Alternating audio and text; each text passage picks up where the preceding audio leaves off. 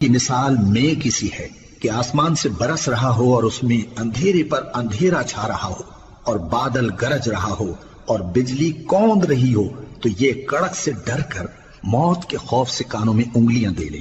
اور اللہ کافروں کو ہر طرف سے گھیرے ہوئے ہے. قریب ہے کہ بجلی کی چمک ان کی آنکھوں کی بصارت کو اچک لے جائے. جب بجلی چمکتی اور ان پر روشنی ڈالتی ہے تو اس میں چل پڑتے ہیں اور جب اندھیرا ہو جاتا ہے تو کھڑے کے کھڑے رہ جاتی ہیں. اور اگر اللہ چاہتا تو ان کے کانوں کی سنوائی اور آنکھوں کی بینائی دونوں کو زائل کر دیتا. بلا شبہ اللہ ہر چیز پر قادر ہے. لوگو اپنے پروردگار کی عبادت کرو جس نے تم کو اور تم سے پہلے لوگوں کو پیدا کیا تاکہ تم اس کے عذاب سے بچو. جس نے تمہارے لیے زمین کو بچھونا اور آسمان کو چھت بنایا اور آسمان سے مے برسا کر تمہارے کھانے کے لیے انواع و اقسام کے میوے پیدا کیے.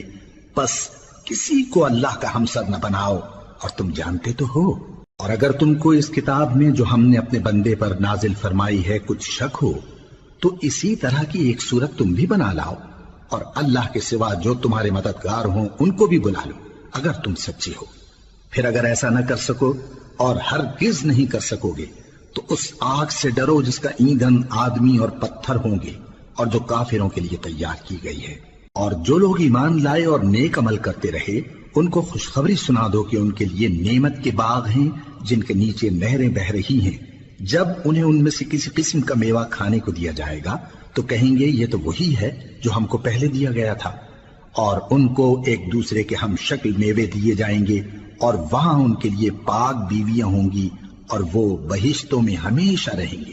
اللہ اس بات سے آر نہیں کرتا کہ مچھر یا اس سے بڑھ کر کسی چیز مثلا مکھی مکڑی وغیرہ کی مثال بیان فرمائے.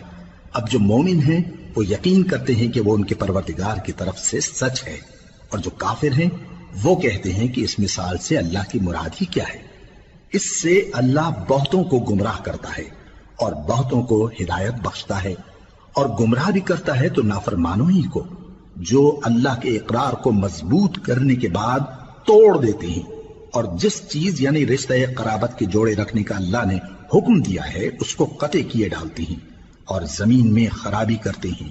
یہی لوگ نقصان اٹھانے والے ہیں. کافرو تم اللہ سے کیوں کر منکر ہو سکتے ہو جس حال میں کہ تم بے جان تھے تو اس نے تم کو جان بخشی, پھر وہی تم کو مارتا ہے, پھر وہی تم کو زندہ کرے گا, پھر تم اسی کی طرف لوٹائے جاؤ گے. وہی تو ہے جس نے سب چیزیں جو زمین میں ہیں تمہارے لیے پیدا کی, پھر آسمانوں کی طرف متوجہ ہوا تو ان کو ٹھیک ٹھیک 7 آسمان بنا دیا اور وہ ہر چیز سے خبردار ہے. اور وہ وقت یاد کرنے کے قابل ہے جب تمہارے پروردگار نے فرشتوں سے فرمایا کہ میں زمین میں اپنا نائب بنانے والا ہوں.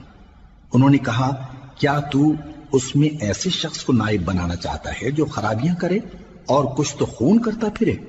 اور ہم تیری تعریف کے ساتھ تسبیح و تقدیس کرتے رہتے ہیں. فرمایا میں وہ باتیں جانتا ہوں جو تم نہیں جانتے. اور اس نے آدم کو سب چیزوں کے نام سکھائے, پھر ان کو فرشتوں کے سامنے کیا اور فرمایا کہ اگر سچے ہو تو مجھے ان کے نام بتاؤ. انہوں نے کہا تو پاک